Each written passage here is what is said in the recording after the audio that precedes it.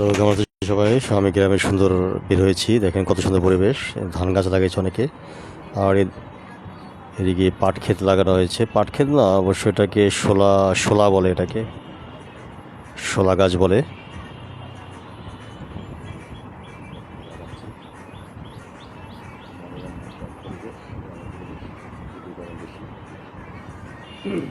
তো দেখেন আশেপাশে শোলা গাছ লাগিয়েছে অনেক। কচু গাছ আছে। সুন্দর মেঠো পথ ধরে এগোচ্ছি। দেখুন ধরে ওই গানটা মনে পড়লো। গ্রাম ছাড়া ওই রাঙ্গামাটির পথ, আমার মন ভুলায় রে। শোলা গাছকে বেশি লাগিয়েছে। শোলা গাছ দিয়ে জ্বালানির গাছ ব্যবহৃত হয়, অন্য গাছ ব্যবহৃত হয়। পাখির কিচিমিচি ডাক শোনা যাচ্ছে, যদি একটু গরম বেশি। দেখেন এখানে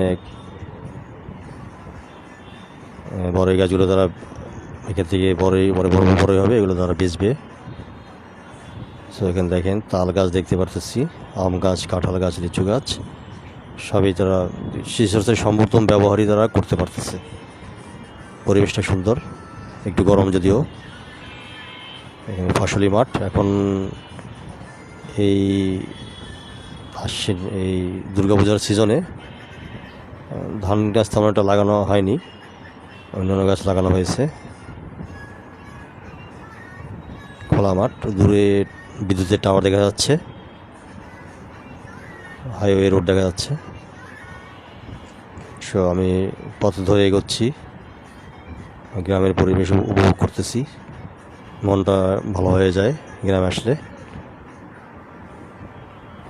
আবারও দেখতে পাচ্ছি অনেক শোলা গাছ। তো এখানে মনে হয় একটু শোলা গাছ বেশি লাগানো হয়েছে, কলা গাছ।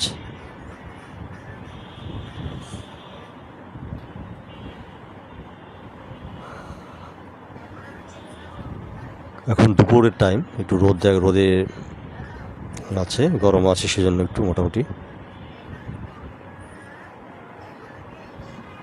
বড়ই গাছ দেখতে পারতেছি আবার একটু। তো গাছগাছালিতে ভরা চারদিকে, কলা গাছ, পেঁপে গাছ। সো এরকম বাসাবাড়ির সময় যদি কলা গাছ, পেঁপে গাছ তারা লাগায়, তাদের সবজির চাহিদা তারা পূরণ হয়ে যাবে। আর কিনে খেতে হবে না। শহরে যেমন আমরা কিনে খাই, দামও বেশি থাকে। দেখেন আমি সামনে এগিয়ে যাচ্ছি, সামনে আমি রোড পর্যন্ত যাবো। যে দূরে রোড দেখা যাচ্ছে, এখানে পতিত জমিতে এখন পানি জমছে। এখানে আগে ধান চাষ হয়েছিল, এখন পানি নেই, এখন ধান গাছ নেই। এমন এই সময়ে ধান গাছ খুব কম লাগানো হয়। মনোরম পরিবেশ। তো এই যে পানি জমছে, এখানে শামুক ঠামুক, চাকরা টাকরাও কিছু পাওয়া যায়।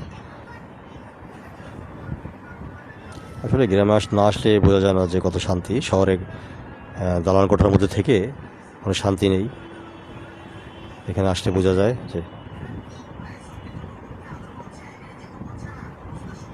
শোলা গাছ।